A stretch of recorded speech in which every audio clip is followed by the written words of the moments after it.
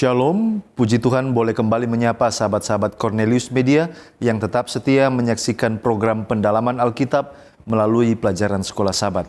Saya percaya saudara telah mempersiapkan diri sebelum mengikuti tayangan ini dengan mempelajari pelajaran Sekolah Sabat di tempat kita masing-masing. Saya Pendeta Edward Haliwongso, ditemani oleh hamba-hamba Tuhan Pendeta Felix Gosal dan juga Pendeta Widodo Purwanto. Kita sudah tiba di pelajaran yang ke-7 dengan tema menyembah Sang Pencipta. Namun sebelum kita masuk lebih dalam, mari kita berdoa. Bapa di sorga, kami membutuhkan hadirat Tuhan, pertolongan Tuhan boleh menjadi bagian kami yang akan menolong kami, agar kiranya kami dapat memahami kedalaman, tinggi, lebar, dan luas firman-Mu. Bantulah kami untuk melihat kebenaran Tuhan. Di dalam nama Yesus Kristus kami sudah berdoa. Amin. Kami mengingatkan kepada sahabat-sahabat bahwa program ini terbagi di dalam 4 bagian. Yang pertama kita melihat dasar Alkitabiah dari pelajaran sepanjang pekan ini. Yang kedua kita mencoba mendalami makna dari ayat inti yang dipilih oleh penulis pelajaran Sekolah Sabat. Yang ketiga kita coba mengangkat pertanyaan-pertanyaan dari pelajaran hari per hari. Lalu kemudian yang terakhir kita tiba kepada bagian aplikasi. Mari kita mulai dengan bagian yang pertama, yaitu dasar Alkitabiah untuk pelajaran yang ke-7. Penulis pelajaran Sekolah Sabat telah memilih beberapa perikop dan ayat. Yang pertama Wahyu 1 ayat 9. Ayat ini menggambarkan bahwa Yohanes sedang dalam pengasingan di Pulau Patmos karena dia mengajarkan firman Allah dan memberi kesaksian tentang Yesus Kristus. Kemudian Yesaya 40 ayatnya yang ke-26. Di sana menekankan bahwa Allah yang menciptakan dan memelihara seluruh jagat raya, bahwa Dia memiliki kuasa yang tidak terbatas. 2 Korintus 5 ayat 17 menyatakan bahwa setiap orang yang ada di dalam Kristus, dia adalah ciptaan yang baru karena yang lama telah berlalu dan yang baru telah datang. Kolose 1 ayat 17. Ayat ini menyatakan bahwa Kristus adalah yang terutama dalam segala hal, karena Dia adalah yang pertama kali ada sebelum segala sesuatu diciptakan dan segala sesuatu dijaga, dipelihara, diatur olehnya. Wahyu 4 ayat 11, ayat ini menyatakan bahwa Allah layak menerima segala kemuliaan dan kehormatan dan kuasa, karena Dia adalah pencipta segala sesuatu dan segala sesuatu itu ada karena kehendaknya. Lalu kemudian Yohanes 19 ayat 16 sampai 30 menggambarkan bagaimana Yesus disalibkan dan kemudian meninggal di kayu salib. Ini adalah bagian dari penebusan dosa yang diberikannya kepada umat manusia. Nah, sekarang kita melihat pengertian dari judul menyembah Sang Pencipta. Siapa yang dimaksud Sang Pencipta di sini? Apakah Allah Trinitas terlibat di dalam proses penciptaan ini? Nah, kalau kita membaca kitab suci, contohnya di dalam Kejadian 1 ayat 1 sampai 2, di sana dikatakan, pada mulanya Allah menciptakan langit dan bumi belum berbentuk dan kosong, gelap gulita menutupi samudera raya, dan roh Allah melayang-layang di atas permukaan air. Nah, dalam ayat ini, Allah diidentifikasi sebagai pencipta langit dan bumi, sementara roh Allah juga terlibat atau hadir di dalam proses penciptaan itu. Sementara kalau kita ke perjanjian baru, Yohanes 1 ayat 1 sampai 3, pada mulanya adalah firman, firman itu bersama-sama dengan Allah, firman itu adalah Allah, ia ada pada mulanya bersama-sama dengan Allah, dan segala sesuatu dijadikan olehnya, dan tanpa Dia tidak ada suatu pun yang telah jadi dari segala yang telah dijadikan. Jadi firman di mana Yesus Kristus tidak ada suatu pun yang dijadikan tanpa kehendaknya. Lalu kemudian kita kembali ke Kejadian 1 ayat 26. Dalam ayat ini mengatakan, baiklah kita membuat manusia menurut gambar dan rupa kita. Ungkapan kita dalam ayat ini menunjukkan kehadiran Allah Trinitas yang terdiri dari Allah Bapa, Kristus, dan Roh Kudus yang semuanya terlibat di dalam proses penciptaan manusia. Nah, lalu kemudian pertanyaan selanjutnya, mengapa penyembahan? Mengapa harus disembah? Apakah penyembahan ini adalah sebuah perintah sebagaimana yang tercatat di dalam Wahyu 14 ayat 7? Mengapa ini harus diperintahkan? Menurut ajaran Alkitab, manusia diperintahkan untuk menyembah Allah karena Allah adalah pencipta dan pemilik segala sesuatu. Dan karena Allah pantas untuk diberi penghormatan dan pujian yang layak. Selain itu, manusia diciptakan juga untuk kemuliaan Allah dan untuk menjalani hidup yang bermakna bersama dengan Dia. Kita akan melihat beberapa alasan dan referensi Alkitab yang menjelaskan mengapa manusia diperintahkan untuk menyembah Allah. Yang pertama, nomor satu, Allah adalah pencipta dan Dia adalah pemilik segala sesuatu. Itu tercatat di dalam Mazmur pasal 100 ayatnya yang ketiga. Lalu yang kedua, Allah itu pantas diberi penghormatan dan pujian yang layak. Oleh karena Dia memang layak dihormati, layak dipuji. Mazmur 66 ayat 1 dan 2. Yang ketiga, manusia diciptakan untuk memuliakan Allah dan untuk menjalani kehidupan yang penuh dengan makna kalau mereka menyadari bahwa mereka diciptakan oleh Allah. Ini dicatat di dalam Kolose 1 ayatnya yang ke-16. Jadi dengan kita melihat hal ini, inilah alasan mengapa saudara dan saya diperintahkan untuk menyembah Allah. Bagaimana pengertian dari menyembah di dalam konteks pelajaran sekolah Sabat ini? Nah, kata menyembah berasal dari bahasa asli Alkitab Perjanjian Baru yang digunakan di dalam Wahyu pasal 14 adalah proskuneo. Proskuneo ini secara harafiah artinya mencium tangan ke arah seseorang sebagai tanda penghormatan. Atau juga bisa berarti berlutut dan menyentuh tanah dengan dahi sebagai ungkapan penghormatan yang mendalam.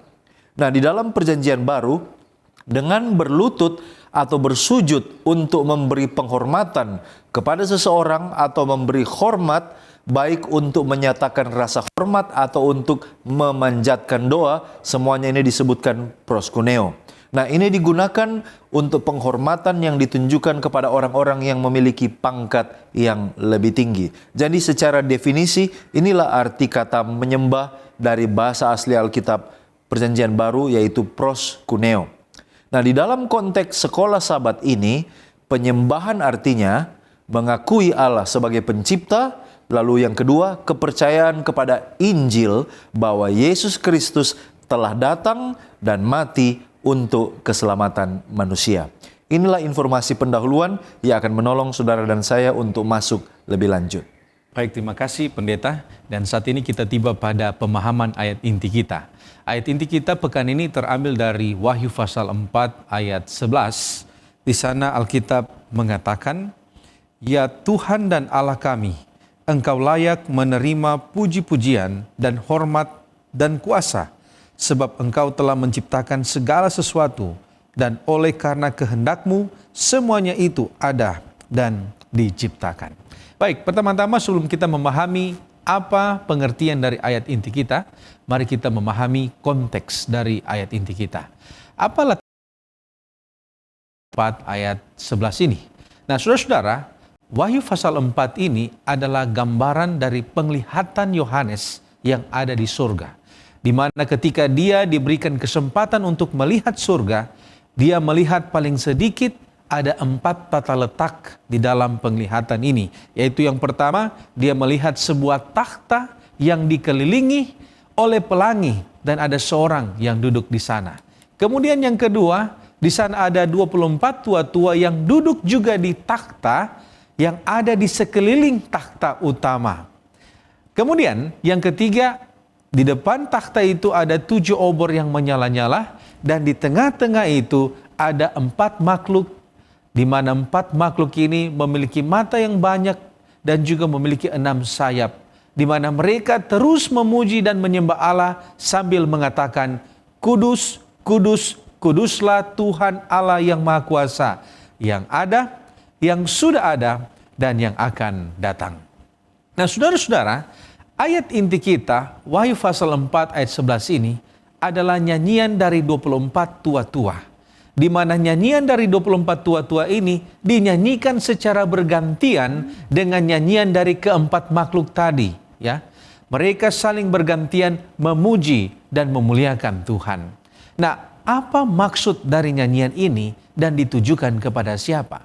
Saudara-saudara, nyanyian yang dinyanyikan oleh ke-24 tua-tua ini dipercayai mewakili umat Allah yang ditebus.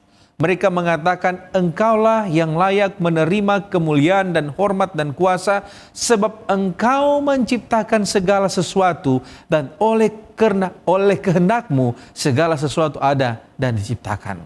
Apa alasan dan tujuan nyanyian ini? Saudara-saudara, alasan dan tujuan dari nyanyian 24 tua-tua ini adalah lagu ini mereka nyanyikan untuk mengekspresikan penyembahan kepada kedaulatan Allah sebagai pencipta.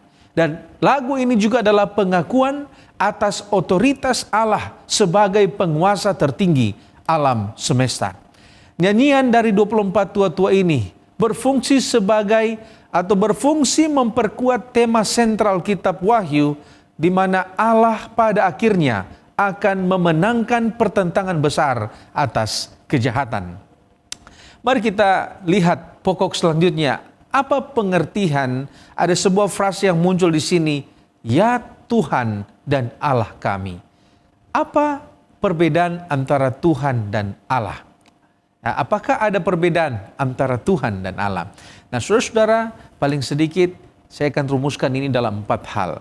Yang pertama, di dalam Alkitab, kata Tuhan dan kata Allah atau kata Theos dan Kurios, keduanya itu digunakan untuk merujuk kepada keberadaan ilahi. Jadi sama-sama merujuk kepada keilahian. Yang kedua, kata Tuhan ini merujuk kepada kekuasaan dan kedaulatan dan penguasaan. Sementara kata Allah ini merujuk kepada sifat dan atribut keilahian.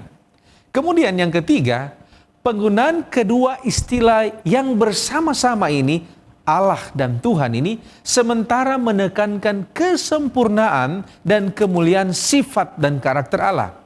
Kemudian yang keempat, penggunaan Tuhan dan Allah yang bersama-sama ini sementara mengakui posisi Allah sebagai penguasa dan pencipta segala sesuatu.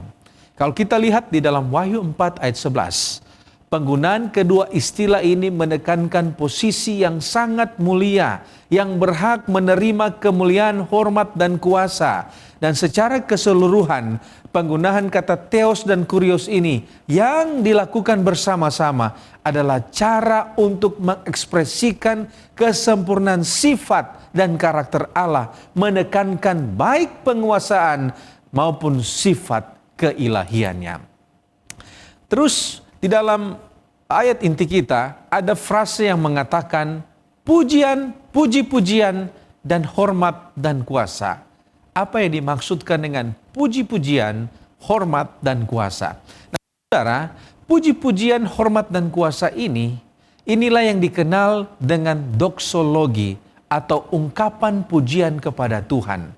Puji-pujian ini sejajar dengan puji-pujian yang diucapkan oleh semua makhluk, baik yang ada di sorga, di bumi, yang kita akan baca, kita bisa baca itu di dalam pasal 5 ayat 13. Wahyu pasal 5 ayat 13, bagi dia yang duduk di atas takhta dan bagi anak domba adalah puji-pujian dan hormat dan kemuliaan dan kuasa sampai selama-lamanya. Pertanyaan, apa yang dimaksudkan dengan pujian ini? Nah, saudara-saudara, di zaman Kekaisaran Romawi, ada banyak raja-raja yang datang bertemu dengan kaisar. Raja-raja ini status mereka di bawah Kekaisaran Romawi. Dan ketika raja-raja ini mereka datang untuk menghadap takhta Kaisar Roma, mereka akan tunduk di hadapan kaisar, kemudian mereka akan melepaskan mahkota mereka sebagai tanda penghormatan kepada kaisar. Tetapi kemudian kaisar akan membiarkan mereka atau mengembalikan mahkota itu sebagai demonstrasi bahwa mahkota mereka diberikan kembali kepada mereka, artinya hak mereka untuk memerintah diberikan kepada mereka. Kemenangan yang mereka dapatkan itu diberikan kepada mereka berasal dari kaisar. Nah, saudara-saudara, di dalam konteks Wahyu pasal 4 ayat 20, kita melihat bahwa 24 tua-tua ini juga mereka sebelum menyanyikan lagu ini, mereka meletakkan mahkota mereka. Mahkota yang muncul di dalam ayat ini adalah Stefanus. Artinya mahkota ini bukanlah mahkota kerajaan, tetapi mahkota ini didapatkan karena sebuah kemenangan. Ketika mereka meletakkan mahkota ini, 24 tua-tua ini pun mereka berkata bahwa engkau layak menerima puji-pujian dan hormat dan kuasa. Saudara-saudara, ini adalah pengakuan dari 24 tua-tua yang mewakili orang-orang yang ditebus dan telah menang. Mengakui bahwa semuanya itu terjadi dalam kehidupan mereka bukan karena kuat mereka, tetapi itu terjadi oleh karena Allah sendiri, sehingga mereka katakan engkau layak menerima pujian, hormat, dan kuasa. Kemudian di dalam frase ini ada kata engkau. Siapa engkau yang layak menerima pujian, hormat, dan kuasa ini? Saudara-saudara, jika kita melihat tata letak di dalam Wahyu pasal 4, maka kata engkau di sini ditujukan kepada seorang yang duduk di takhta. Dia adalah Allah, Theos atau Kurios, yang adalah pencipta dalam konteks ini. Karena nanti kalau kita lihat di pasal 5, nyanyian ini ditambahkan. Mereka katakan di situ, bagi dia yang duduk di atas takhta dan bagi anak domba, segala pujian, hormat, kemuliaan, dan kuasa sampai selama-lamanya. Baik, di dalam ayat inti kita juga ada ekspresi yang mengatakan, karena kehendakmu semuanya itu ada dan diciptakan. Bagaimana kita melihat atau memahami akan frase ini? Karena kehendakmu semua itu ada dan diciptakan. Siapa yang diciptakan di sini? Saudara-saudara, tentu saja hal ini tidak mengarah kepada Allah atau oknum Trinitas itu sendiri. Karena Alkitab jelas mengatakan bahwa Allah tidak diciptakan. Lalu siapa yang diciptakan atau mengarah kepada siapa semua yang diciptakan ini? Kalau kita melihat di dalam pasal 5 ayat 13, kita akan temukan jawabannya. Di sana dikatakan, dan aku mendengar semua makhluk yang ada di sorga, yang ada di bumi, yang ada di bawah bumi, yang ada di laut, dan semua yang ada di dalamnya berkata, bagi dia yang duduk di atas takhta, bagi anak domba, adalah puji-pujian dan hormat dan kemuliaan dan kuasa sampai selama-lamanya. Jadi siapa yang diciptakan sini adalah semua makhluk hidup, antara mereka malaikat-malaikat, ciptaan Tuhan, baik yang telah jatuh maupun yang belum jatuh di dalam dosa. Hal menarik lain dari pembahasan kita adalah tentang penderitaan dan penciptaan. Nah, apakah Allah Sang Pencipta itu menciptakan penderitaan, kesusahan, atau kesengsaraan? Kalau kita cermati kisah penciptaan yang tertulis dalam Kejadian pasal yang pertama dan Kejadian pasal yang kedua, maka kita akan dapati bahwa hasil dari pekerjaan penciptaan Allah adalah sempurna adanya. Kejadian 1 ayat yang ke-31 bagian A, maka Allah melihat segala yang dijadikannya itu sungguh amat baik. Dari ekspresi ini, jelas Allah tidak pernah menciptakan penderitaan, kesusahan, ataupun kesengsaraan. Kemudian Alfa dan Omega jilid 1 halaman yang ke-21 mengatakan, setiap pernyataan kuasanya dalam hal menciptakan adalah suatu pernyataan kasih yang tidak terbatas. Pemerintahan Allah mencakup kelimpahan berkat yang tidak terbatas. Kemudian halaman yang ke-35, 36, dan 39 dikatakan di sana, tatkala bumi keluar dari tangan Khalik, keadaannya sangat indah sekali. Permukaannya dihiasi gunung-gunung, bukit-bukit, dan padang yang datar, diselingi oleh sungai-sungai serta daun-daun yang indah. Di mana-mana tumbuh pepohonan yang hijau serta segar. Tidak ada rawa-rawa yang menjijikan atau padang pasir yang tandus. Udara bebas dari unsur-unsur yang membahayakan, sangat segar dan menyehatkan.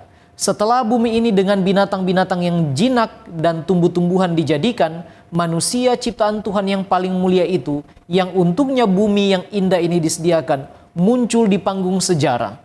Tuhan telah menciptakan manusia di dalam petanya sendiri. Penciptaan itu sekarang sudah sempurna.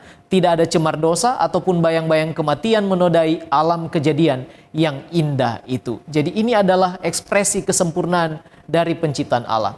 Jadi Allah tidak menciptakan penderitaan. Sebaliknya menurut Kejadian pasal yang ketiga, dosalah yang membawa penderitaan dalam dunia ini dan dalam kehidupan umat manusia mulai dari Adam dan Hawa. Kemudian semua keturunan mereka sampai kepada kita saat ini. Alfa Omega jilid 1 halaman 62, dunia yang telah dijadikan Tuhan telah dirusak oleh kutuk dosa dan ditepati oleh makhluk-makhluk yang harus mengalami penderitaan dan kematian. Welfare Ministry, buku ini halamannya ke-16 mengatakan, ketidaksetiaan manusialah yang menyebabkan penderitaan, yang dialami oleh seluruh umat manusia. Nah sekarang, apakah jaminan dari pencipta kita jika kita berada di dalam penderitaan?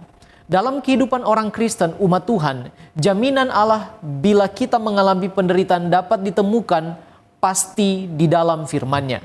Kalau kita bertanya pada tokoh-tokoh Alkitab yang pernah mengalami penderitaan, maka kita akan mendapatkan kekuatan di dalamnya.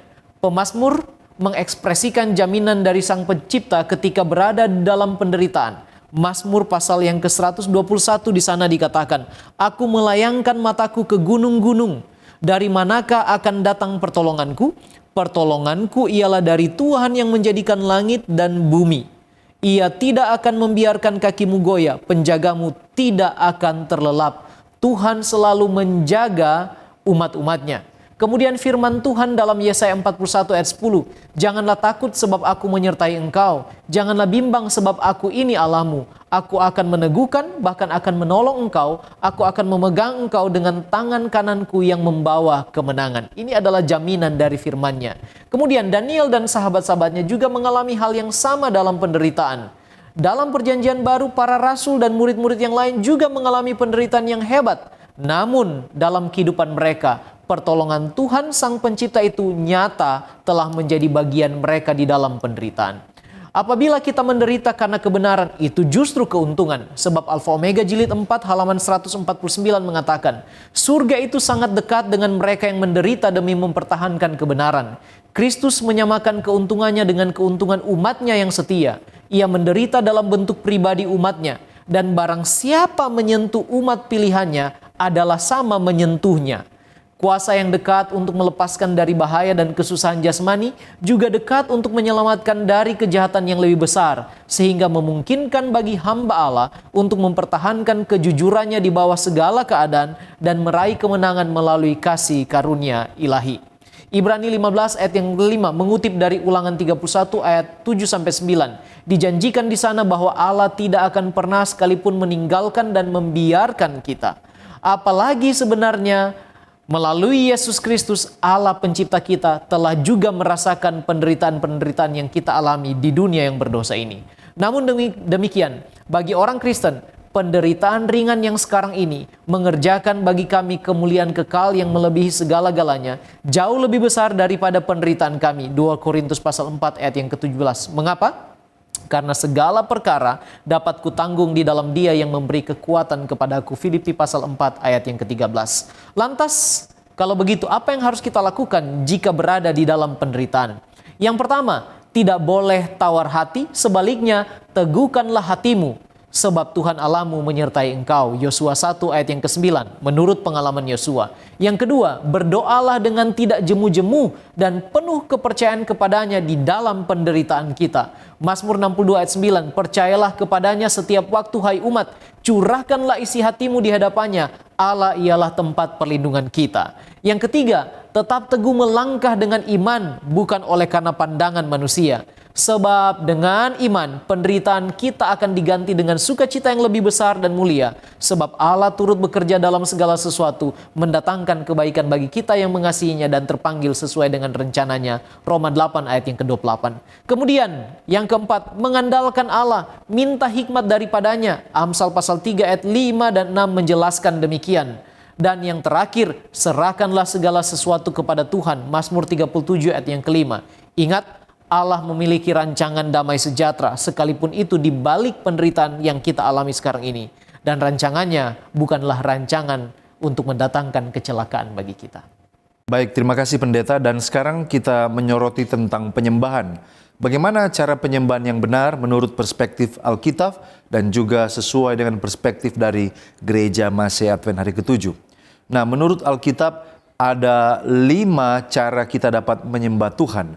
Di mana di dalam 5 cara penyembahan ini ada elemen-elemen yang tidak dapat luput. Yaitu yang pertama harus ada doa, yang berikut harus ada pujian, lalu yang berikut harus ada persembahan yang dibawa, lalu kemudian ada bagian di mana untuk mendengarkan firman Tuhan.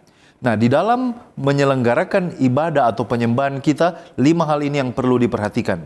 Yang pertama, berfokus kepada Allah, penuh hormat dan kerendahan hati. Ayatnya terdapat di dalam Wahyu pasal 4 ayat 8 sampai 10. Yang kedua, di dalam penyembahan kita mengakui Allah sebagai pencipta dan juga penebus. Di dalam Wahyu pasal 4 ayat 11 dan juga Wahyu pasal 5 ayatnya yang ke-12. Yang ketiga, di dalam bahasa dan cara yang dapat dimengerti oleh mereka yang menyembah. Ini adalah nasihat dari Rasul Paulus di 1 Korintus pasal 14 ayatnya yang ke-15. Yang keempat, ibadah kita atau penyembahan kita harus menyatakan pengharapan pada kedatangan Kristus yang kedua kali dan juga kebenarannya. Ini dicatat di dalam kitab Titus pasal 1 ayatnya yang pertama. Dan yang terakhir, yang kelima, penyembahan kita harus disertai dengan perbuatan baik kepada sesama manusia. Karena itu adalah ibadah yang sejati menurut Yakobus 1 ayat 27.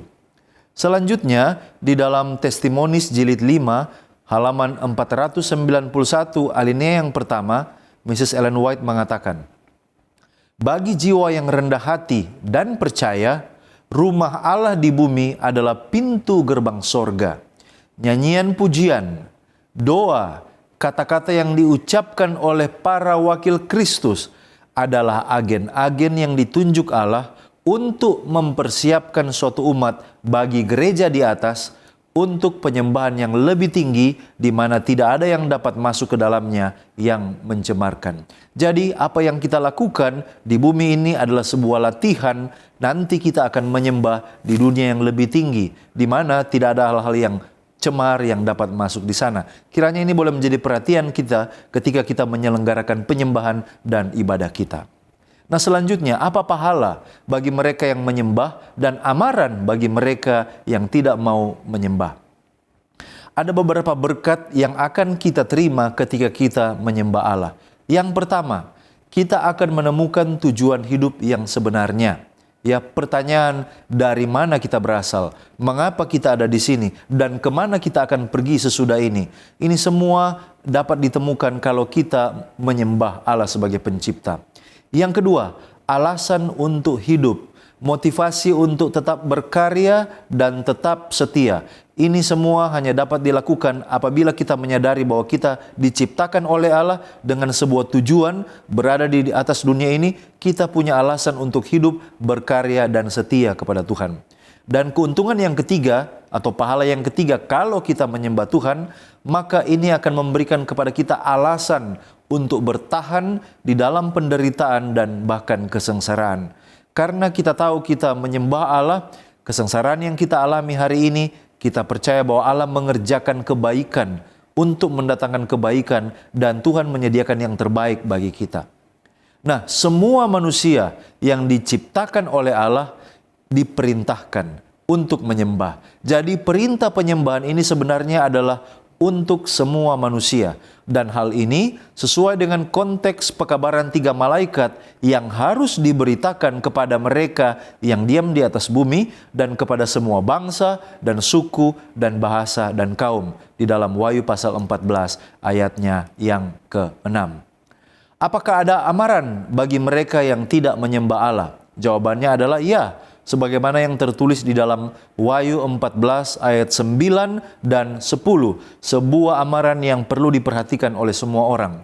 Wahyu 14 ayat 9-10 mengatakan, dan seorang malaikat lain, malaikat ketiga, menyusul mereka dan berkata dengan suara nyaring, jikalau seorang menyembah binatang dan patungnya itu dan menerima tanda pada dahinya atau pada tangannya, maka ia akan minum dari anggur murka Allah yang disediakan tanpa campuran dalam cawan murkanya, dan ia akan disiksa dengan api dan belerang di depan mata malaikat-malaikat kudus dan di depan mata anak domba. Karena Tuhan begitu mengasihi kita, itulah sebabnya amaran ini sudah diberitahukan kepada kita, supaya kita jangan terlibat penyembahan kepada berhala, tetapi hanya menyembah kepada Allah Sang Pencipta saja. Baik, terima kasih Pendeta. Dan saat ini kita tiba pada pokok diskusi selanjutnya, yaitu mengenai Tuhan pencipta yang dekat dengan ciptaannya. Nah, saudara, ketika kita membaca sekolah sahabat kita akan melihat beberapa istilah-istilah yang mungkin belum populer di kalangan kita, yaitu transcendence dan immanence. Apa arti dari kedua kata ini. Nah, saudara-saudara, kita akan sedikit belajar tentang teologi atau doktrin tentang Allah. Pertama, transcendence dan immanence ini adalah natural attributes dari Allah atau sifat alami dari Allah. Kalau kita belajar, ada 8 sifat alami dari Allah, yaitu transcendence, sebentar kita akan tahu, immanence, kemudian yang ketiga adalah eternity atau tidak ada awal dan tidak ada akhir, kemudian yang keempat adalah infinity, tidak terbatas oleh waktu, kemudian yang kelima immutability, tidak berubah, unchangeable, yang keenam adalah omniscience atau maha tahu, yang keenam adalah omnipresence, maha hadir, dan omnipotence, maha kuasa. Nah, apa yang dimaksud dengan transcendence dan immanence? Transcendence ini adalah karakter Allah, sifat natural Allah yang melampaui segala ciptaannya. Artinya dia di atas segala ciptaannya. Nah, saudara, sifat ini banyak ditentang dan diserang oleh aliran kepercayaan lain. Mereka mengatakan bahwa Allah itu jauh dengan ciptaannya, dia di atas sedangkan kami ada di tempat ini. Dia hanya menciptakan kita, kemudian dia membiarkan kita, dia hidup di tempat yang jauh di sana. Tetapi saudara, Allah kita adalah Allah yang luar biasa. Sekalipun dia transcendence, melampaui semua ciptaannya, dia juga adalah immanence. Itu adalah natural attributes dari Allah. Apa itu immanence? Immanence ini adalah sekalipun dia di atas segala ciptaannya, dia secara aktif juga terlibat di dalam dan bersama-sama dengan ciptaannya. Nah, ini adalah salah satu tindakan dari immanence, ya, yang kita bisa baca di dalam Alkitab, yaitu bagaimana Yesus boleh menjelma menjadi manusia. Dia hidup di antara umat manusia, bahkan mati di atas kayu salib. Kita baca di dalam Yesaya pasal 57 ayat 15, di sana jelas mengungkapkan tentang transcendence dan immanence ini. Di sana dikatakan bahwa aku bersemayam di tempat tinggi dan di tempat kudus, tetapi juga bersama-sama orang yang remuk dan rendah hati, untuk menghidupkan semangat orang-orang yang rendah hati dan untuk menghidupkan hati orang-orang yang remuk. Terima kasih pendeta. Nah, sekarang bagaimanakah kita tahu bahwa Allah dekat? Dan apa yang Allah dapat lakukan bagi kita, serta bagaimana caranya? Paling tidak ada 4 hal yang saya mau bagikan tentang bagaimana kita boleh merasa Allah itu dekat. Yang pertama, menurut Mazmur 62 ayat yang kedua, dikatakan di dalam firman Tuhan, hanya dekat Allah saja aku tenang, daripadanya lah keselamatanku. Ketika kita merasakan ketenangan yang tidak sama dengan ketenangan yang bisa diberikan dunia, maka saat itulah Allah dekat dengan kita. Yang kedua, menurut Mazmur pasal yang ke-34, Mazmur pasal 34 dikatakan firman Tuhan di sana, mulai dengan ayatnya yang ke-18. Firman Tuhan katakan, apabila orang-orang benar itu berseru-seru, maka Tuhan mendengar dan melepaskan mereka dari segala kesesakannya. Tuhan itu dekat kepada orang-orang yang patah hati dan ia menyelamatkan orang-orang yang remuk jiwanya.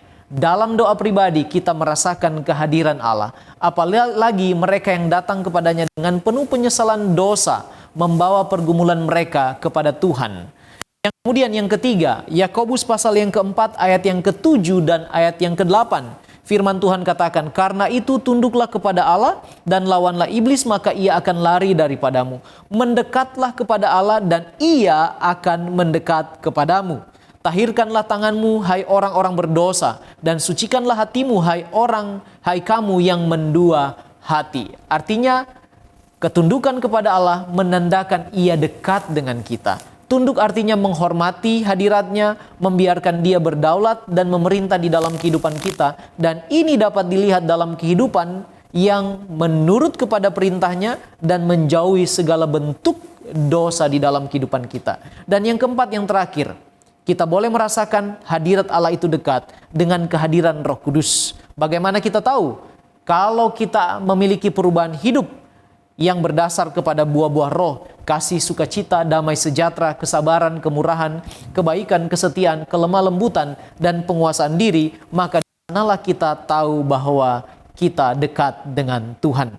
Lantas apa yang Allah bisa lakukan di dalam kehidupan kita? Kisah 17 ayat yang ke-28 dikatakan, sebab di dalam Dia kita hidup, kita bergerak, kita ada. Artinya dalam segala sesuatu kita boleh menyerahkan diri dan hidup kita dikendalikan oleh Tuhan. Bagaimana caranya? Kalau kita membuka di dalam Mazmur pasal yang ke-23 ayat 1 sampai 6, dikatakan di sana, Tuhan adalah gembalaku, tak akan kekurangan aku. Artinya Dia menyediakan segala kebutuhan kita. Dia menjamin kehidupan kita. Dia menuntun kita dan Dia memberikan kepada kita piala keselamatan. Jadi artinya cara-cara yang ini yang dapat dilakukan Tuhan untuk menunjukkan kepada kita apa yang Dia boleh lakukan di dalam kehidupan kita. Nah, sekarang kita berpindah kepada apa yang dikatakan di dalam 2 Korintus pasal 5 ayat yang ke-17, yaitu ciptaan baru. Apa yang dimaksud dengan ciptaan baru di dalam ayat ini? Ciptaan baru adalah sebuah pengalaman kekristenan dalam mengikuti Yesus, diubahkan dari kehidupan lama menjadi sesuatu yang sungguh-sungguh baru. Artinya totally different, berbeda sama sekali dengan kehidupan yang lama. Seventh Day Adventist Bible Commentary volume 6 halaman 868-869 menggambarkan ciptaan baru sebagai sebuah definisi favorit dari Paulus tentang apa itu menjadi seorang Kristen. Ketika dia menjadi seorang Kristen, dia dibaptiskan di dalam Yesus Kristus, Roma pasal 6 ayat yang ketiga, sehingga kehidupan baru yang dia miliki adalah kehidupan yang berpusat pada Kristus. Yohanes 15 ayat 3 sampai 7. Dia dihubungkan dengan Kristus dan secara utuh tunduk kepada kehidupan, kuasa, pengaruh, dan perkataan Kristus. Kehidupan Paulus dijelaskan di dalam Seventh Day Adventist Bible Commentary. Sepenuhnya sudah berpindah dalam sebuah lingkungan spiritual yang baru. Dan ini adalah hasil dari kehadiran unsur supernatural yang menyebabkan seseorang itu mampu mati bagi dosa dan dilahirkan kembali. Kemudian Review and Herald 12 April 1892 menjelaskan keadaan alami yang lama, yang lahir dari darah dan kehendak daging, tidak dapat mewarisi kerajaan Allah. Cara-cara lama, kecenderungan-kecenderungan turun-temurun, kebiasaan-kebiasaan yang lama harus ditinggalkan karena kasih karunia tidak dapat diwariskan. Kelahiran baru, menjadi ciptaan baru, terdiri dari memiliki motif-motif baru, selera yang baru, kecenderungan-kecenderungan baru. Mereka yang dilahirkan kembali ke dalam hidup yang baru oleh Roh Kudus telah mengambil bagian dalam kodrat ilahi, dan dalam semua kebiasaan dan perbuatannya mereka akan memberikan bukti hubungan mereka dengan Kristus. Ini adalah pengertian dari ciptaan baru yang dimaksudkan di dalam 2 Korintus pasal 5 ayat yang ke-17.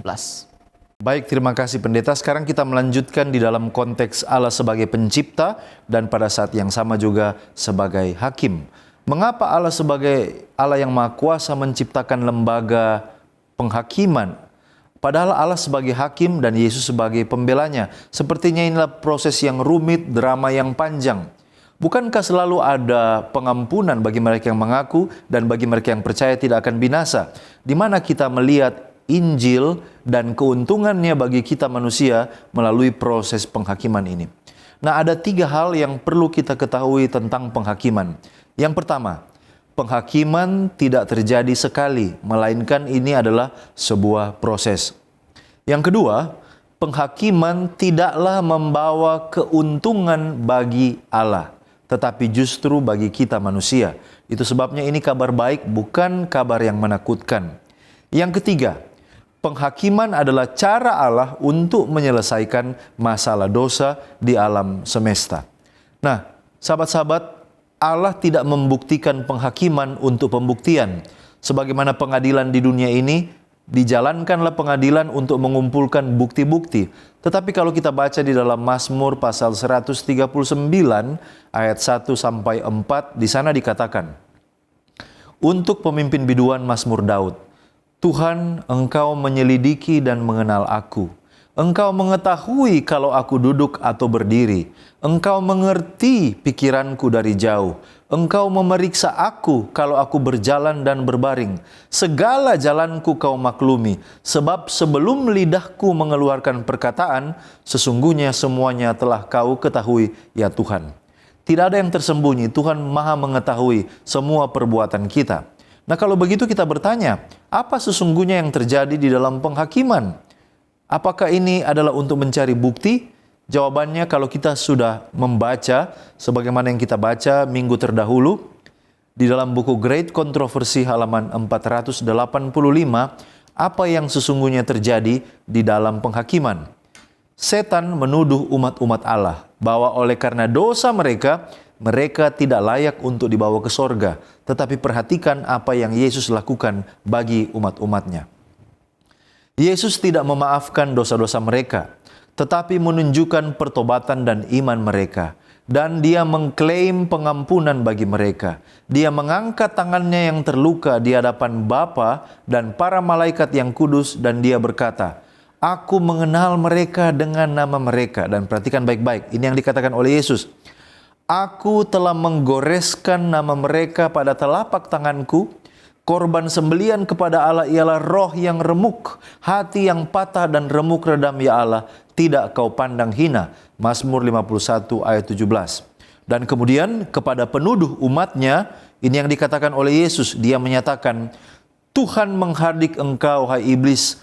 Tuhan yang telah memilih Yerusalem menghardik engkau. Bukankah ini sebuah tanda yang dicabut dari dalam api?" Sakaria 3 ayatnya yang kedua.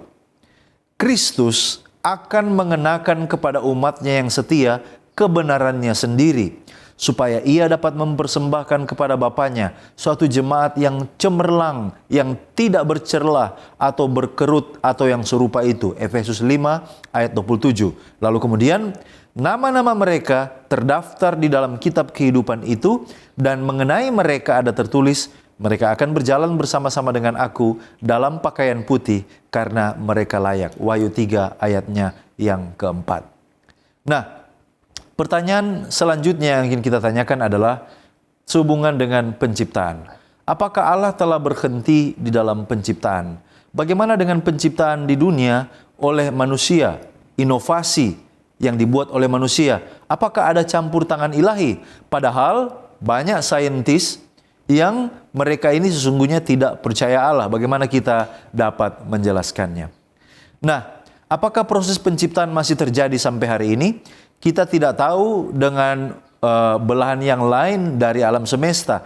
Tapi satu hal yang pasti, di dalam Kejadian 2 ayat 1-3, di sana dikatakan bahwa Allah telah selesai menciptakan langit dan bumi, dan Allah berhenti pada hari ke-7, hari Sabat. Nah, penggunaan kata bara sebagai tindakan penciptaan unik hanya diatributkan kepada Allah saja. Kalau kita baca tulisan dari W.H. Smith dalam Theological Lexicon of Old Testament volume 1 halaman 255 mengomentari kata bara ini yang dia katakan. Allah selalu menjadi subjek dari ungkapan ini. Bahkan selalu Allah Israel tidak pernah terjadi kepada Allah asing. Sampai-sampai Perjanjian Lama mencadangkan kata kerja ini secara eksklusif untuk Allah. Artinya mencipta dari tidak ada menjadi ada itu hanya dapat dilakukan oleh Allah, oleh Elohim saja. Nah, sekarang bagaimana kaitannya dengan para saintis, para ilmuwan yang tidak percaya Allah? Albert Einstein pada tahun 1956 di dalam buku Ideas and Opinions yang ditulis pada tahun 1956, dia pernah mengatakan bahwa ilmu pengetahuan tanpa agama adalah lumpuh. Agama tanpa ilmu pengetahuan adalah buta. Itulah sebabnya sebenarnya ilmu pengetahuan dan agama tidak boleh saling berkonflik satu dengan yang lain. Nah, para ilmuwan yang terus menciptakan mungkin saja tidak mengakui eksistensi Allah. Namun penemuan-penemuan mereka, inovasi-inovasi terbaru, semua itu didasarkan atas ilmu alam yang pasti. Dan Allah lah yang membuat hukum-hukum fisika, matematika, biologi, dan kimiawi. Tanpa ada hukum yang pasti ini, maka para ilmuwan, para saintis ini tidak memiliki landasan atau platform untuk melaksanakan penelitian dan penemuan mereka. Itu sebabnya bisa kita katakan, walaupun mereka tidak mengakui, tetapi tangan Tuhan, the fingerprint of God, ada di semua inovasi-inovasi dan penemuan-penemuan untuk memajukan manusia. Baik, terima kasih Pendeta.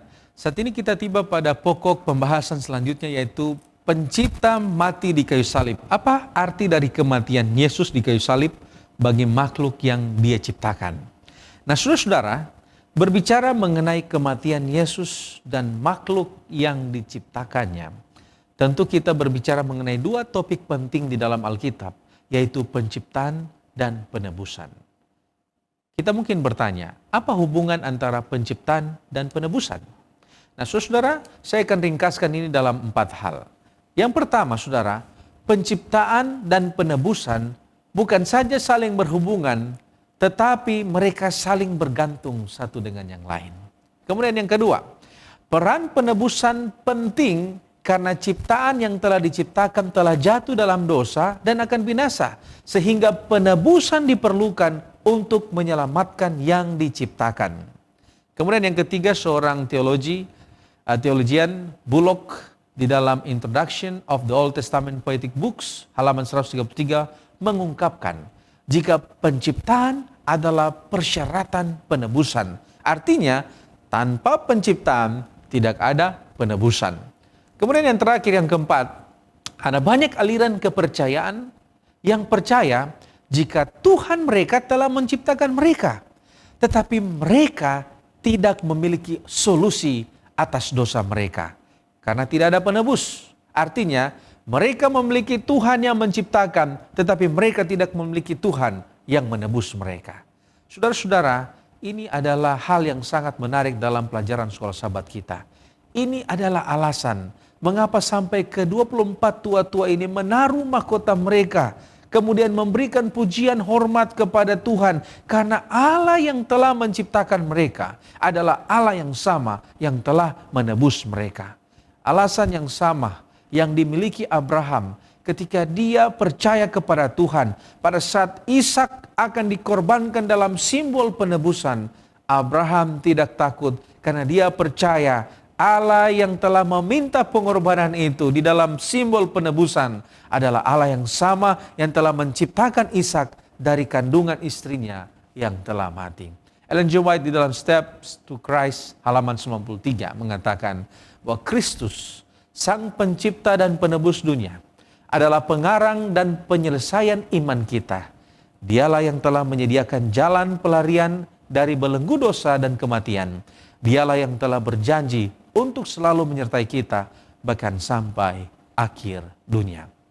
Mungkin kita bertanya, di dalam 1 Korintus pasal 1 ayat 16 di sana dikatakan, karena di dalam Dialah telah diciptakan segala sesuatu yang ada di surga dan yang ada di bumi, yang kelihatan dan yang tidak kelihatan, baik singgasana maupun kerajaan, baik pemerintahan maupun kekuasaan, penguasa.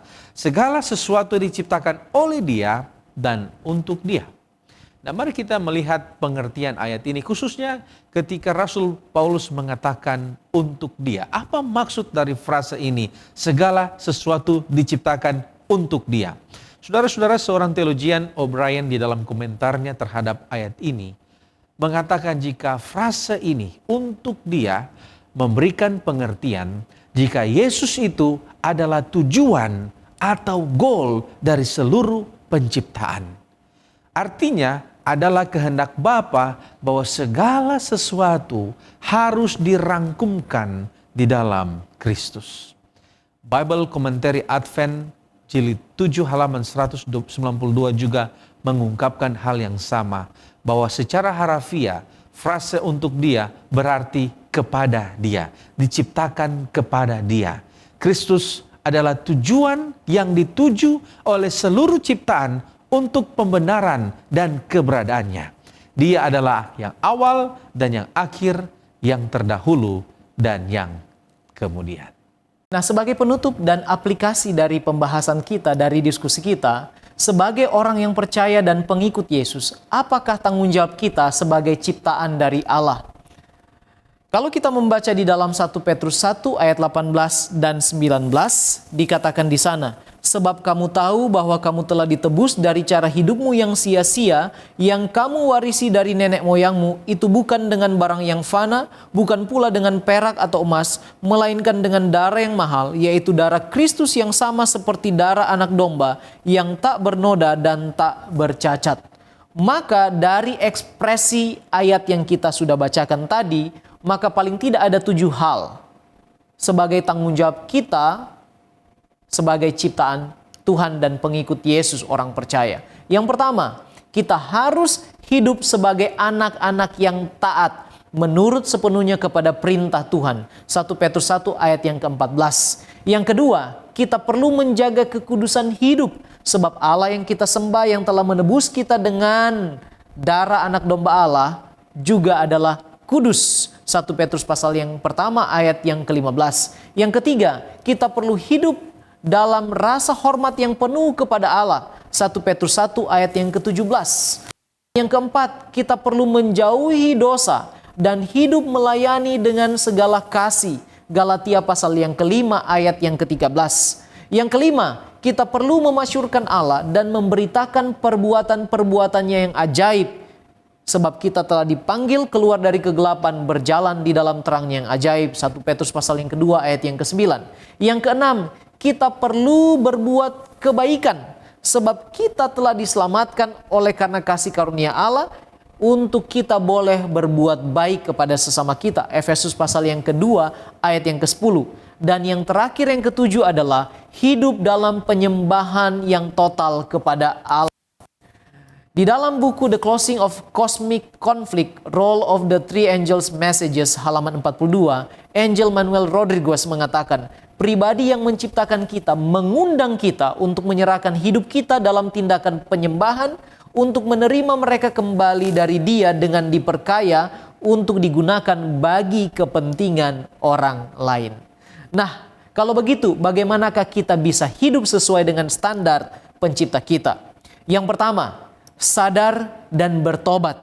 Itu adalah panggilan Rasul Petrus di dalam Kisah pasal 3 ayat yang ke-19. Kita perlu sadar keberadaan kita, keberdosaan kita, dan mau bertobat, berbalik dari kehidupan lama kita, supaya kita boleh berjalan menurut standar kehidupan Allah.